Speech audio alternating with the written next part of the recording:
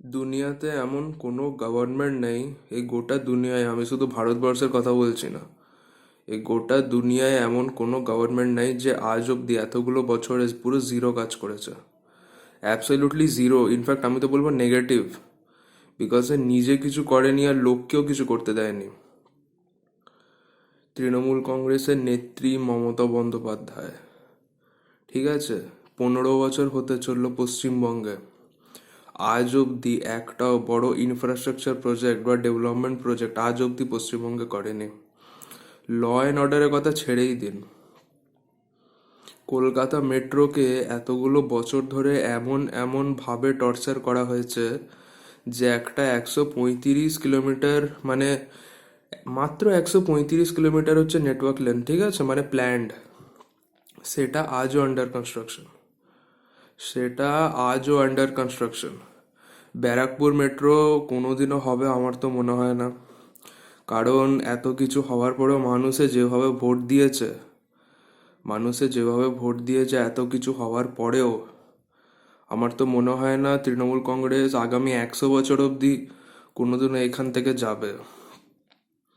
মমতা ব্যানার্জি, সেনাপতি অভিষেক, সেনাপতি যেভাবে সাপোর্ট করেছে, লজ্জাহীন মানুষগুলো।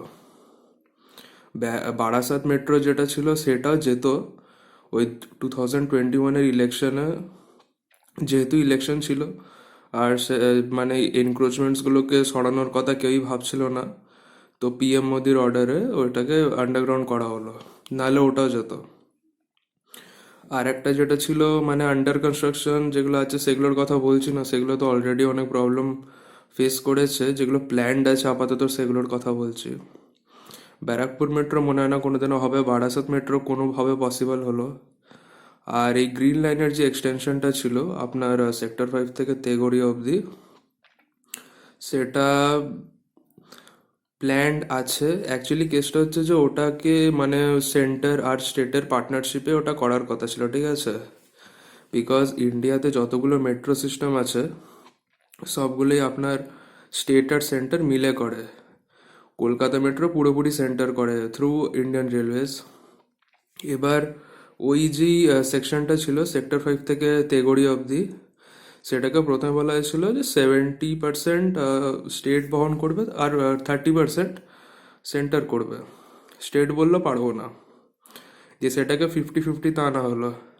স্টেট বললে এটাও পারবো না, দিয়ে যখন মানে দেখা গেল যে স্টেট কোনোভাবেই ইনফ্রাস্ট্রাকচারকে সাপোর্ট বা কিছু করবে না, যাতে ভুল করেও ভোটটা বিজেপিকে না চলে যায়, সে কারণে state government under the leadership of Mamata Banerjee পুরোপুরি মেট্রো থেকে নিজেকে সরিয়ে দিল।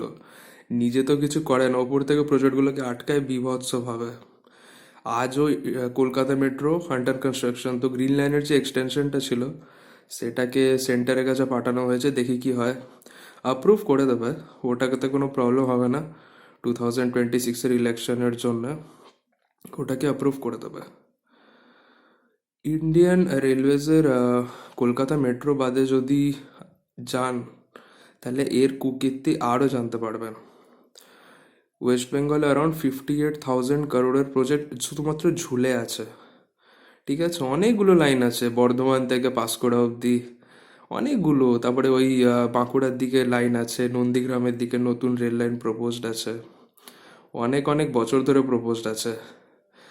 ভাবনা চিন্তার অ্যাকচুয়ালি বিষয় এটা যে এইগুলো কিন্তু মমতা ব্যানার্জি প্ল্যান করেছিল, কিন্তু এখন অবধি ওইগুলো কোনো কাজই হয়নি, উল্টে আটকেছে। রাজ্য সরকার আজ অবধি কোনো জমি অধিগ্রহণের কোনো প্রসিডিওরই স্টার্ট করেনি। হুম। কেন প্ল্যান করেছিল? 2011-এর ইলেকশনগুলো জেতার জন্য, শুধুমাত্র 2011-র বিধানসভা ইলেকশনে জেতার জন্য এগুলোকে প্ল্যান করা হয়েছিল বাই মমতা ব্যানার্জি। যদি এতই ভালোবাসা থাকতো তাহলে কোনোদিনও এত আটকাতে যেত না। যিনি রেলমন্ত্রী অশ্বিনী বৈষ্ণব, তিনি অ্যারাউন্ড 4 থেকে 5 বার চিঠি লিখেছেন মমতা ব্যানার্জিকে, যে প্লিজ ম্যাম প্লিজ জমি ল্যান্ড অ্যাকুইজিশনগুলো করে দিন, যাতে মানে আপনি ওইগুলো ছেড়ে দিন, নতুন নিউ লাইন বা ডাবলিং ট্রিপলিংগুলো ছেড়ে দিন, যেগুলো খুবই সামান্য প্রজেক্ট, যেমন ফেন্সিং, যেমন যেগুলো হচ্ছে ইন্ডিয়ান রেলওয়ে যেমন ফেন্সিংয়ের কাজগুলো করছে, সেগুলো অবধি করতে দিচ্ছে না। এনক্রোচমেন্টসে ভর্তি তো জায়গাগুলো করবে কোথা থেকে? সেটার জন্য স্টেটের সহযোগিতা দরকার পড়ে, সেটাও দিচ্ছে না। হাইওয়েজ, ন্যাশনাল হাইওয়ে 14 যেটা আছে আপনার মোরগ্রাম থেকে, তারপর রানীগঞ্জ হয়ে খড়গপুর যেটা যায়, সেটার 4 লেনিংয়ের প্রপোজাল অ্যাপ্রুভড হয়ে পড়ে আছে for many decades, around 18,000 crore proposal ওটা, ঠিক আছে? পুরোপুরি সেন্টার দেবে ওটা, কোনো স্টেটের কোনো ইয়ে নেই। আজ অবধি এখনও কোনো ল্যান্ড অ্যাকুইজিশন স্টার্ট হয়নি। ন্যাশনাল হাইওয়ে 12-এর ল্যান্ড অ্যাকুইজিশন এখনও কমপ্লিট হয়নি। কোনো মানে বারাসাতের ওই এরিয়াটা আজ অবধি, মানে বারাসাত থেকে ওই সন্তোষপুর থেকে ইয়ে অবধি, বড়জাগুলি অবধি, সেটা মনে হয় এখন অবধি কমপ্লিট হলো। তো এবার টেন্ডার রিলিজ হয়েছে কাজের জন্য, তাও পুরোপুরি হয়নি বিকজ এনক্রোচমেন্টস আছে। অনেকেই বলছেন যে কম্পেনসেশন দেওয়া হয়নি বা এসব, বাট এরকম কিছুই না। ওগুলো সবই সরকারি জমি। বারাসাত থেকে পুরো এয়ারপোর্ট থেকে পুরো অত দূর অবধি পুরোটাই গভর্নমেন্ট ল্যান্ড। এখন অবধি কোনো মানে কম্পেনসেশন কিছুই দেওয়া হয়নি। এছাড়া অ্যারাউন্ড 4খানা এক্সপ্রেসওয়ে আছে, ঠিক আছে? অ্যারাউন্ড 4খানা এক্সপ্রেসওয়ে প্ল্যান্ড আছে, স্যাংশনড আছে, অ্যালং উইথ কস্ট, যেটা পুরোপুরি সেন্টার বহন করবে। সেটারও মানে 4খানা এক্সপ্রেসওয়ে নাম বলে দিচ্ছি। বারাণসী থেকে আপনার কলকাতা অবধি আছে, তারপর রক্সল থেকে হলদিয়া আছে, খড়গপুর থেকে মোরগ্রাম আছে, গোরখপুর থেকে শিলিগুড়ি আছে। এই যে এক্সপ্রেসওয়েগুলো আছে, এই এক্সপ্রেসওয়ে ল্যান্ড অ্যাকুইজিশন এখনও স্টার্ট হয়নি। কল্যাণী এক্সপ্রেসওয়ে যে কাজটা হচ্ছে, সেটা পুরোপুরি আপনার সেন্টার দিচ্ছে। পুরোপুরি সেন্টার দিচ্ছে না, ওটাকে স্টেট আর সেন্টার মিলে বানাচ্ছে। বাট সেন্টারের প্রেশার আছে, ওই কল্যাণী এক্সপ্রেসওয়েটাকে ডেভেলপ করতে হবে। কল্যাণী এক্সপ্রেসওয়ে হচ্ছে পুরোপুরি সিপিএমের প্রজেক্ট, ঠিক আছে? যখন কল্যাণী এক্সপ্রেসওয়ে যখন বানানো হয়েছিল, সেটার 4 লেনিং এবং 6 লেনিংয়ের জন্য যে জমিটা দরকার, সেটা আগে থেকেই ল্যান্ড অ্যাকুইজিশনটা করা হয়ে গেছিলো, ঠিক আছে? আর অ্যাপ্রুভটা তখনই করা হয়ে গেছিলো ফ্রম সেন্ট্রাল গভর্নমেন্ট, কি এটা পার্টনারশিপে করা হবে, সেটারই আন্ডারেই কাজটা হচ্ছে। এমন ভাববেন না যে দিদি এসে হঠাৎ করে মনে হয়েছে এক্সপ্রেসওয়ে ডেভেলপ করবো, এরকম কিন্তু মোটেও কিছু না। অনেক আটকেছে, অনেক। অশোকনগর আর রানাঘাটের দিকে আপনার অয়েল ডিসকভারি হয়েছে, ঠিক আছে? সেটার মাইনিংয়ের এক্সকাভেশনের পারমিশনটা এখন অবধি স্টেট গভর্নমেন্ট দেয়নি। মানে সিম্পল রিজন, বেসিক্যালি গরিব রাখতে হয় মানুষকে।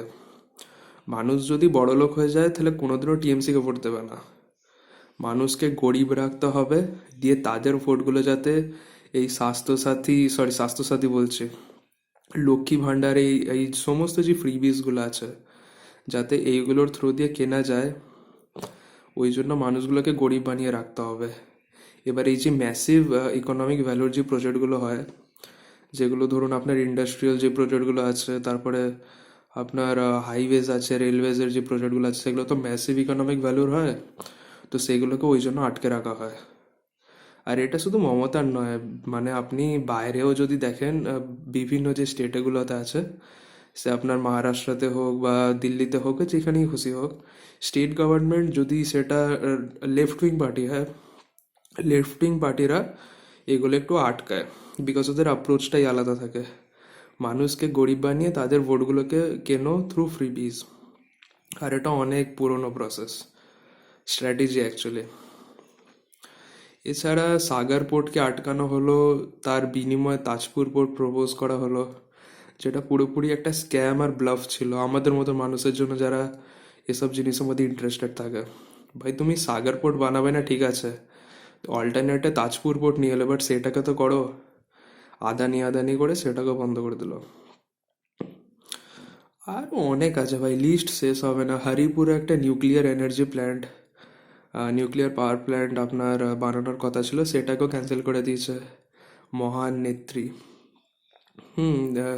2014-এ একটা জিনিস আপনাদেরকে বলে রাখি, বিকজ রিসেন্টলি আরবিআই একটা ডেটা বের করেছিল, আমি সেটা দেখছিলাম বলেই এটা বলছি। 2014-এ আপনার যে ইনস্টলড যে ক্যাপাসিটি ছিল ওয়েস্ট বেঙ্গলের এনার্জি পাওয়ার, যেটা ছিল, সেটা 9.2 গিগাওয়াট ছিল, ঠিক আছে? 2024-এ সেটা বেড়ে হয়েছে 10.8 গিগাওয়াট মাত্র।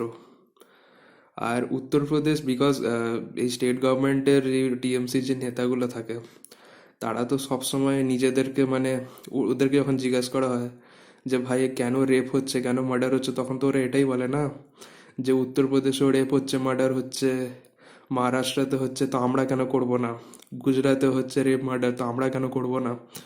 এটা হচ্ছে ওদের বক্তব্য।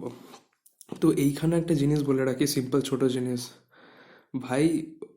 উত্তরপ্রদেশে অ্যারাউন্ড 15 কত গিগাওয়াট ছিল 2014-এ, যেটা আজকে বেড়ে হচ্ছে 31 গিগাওয়াট ইনস্টলড পাওয়ার ক্যাপাসিটি। মহারাষ্ট্র তো ছেড়েই দিন, অ্যারাউন্ড কত 46 আর সামথিং গিগাওয়াট আছে, 43 গিগাওয়াট। আর গুজরাট তো ভাই 52 গিগাওয়াট পৌঁছে গেছে।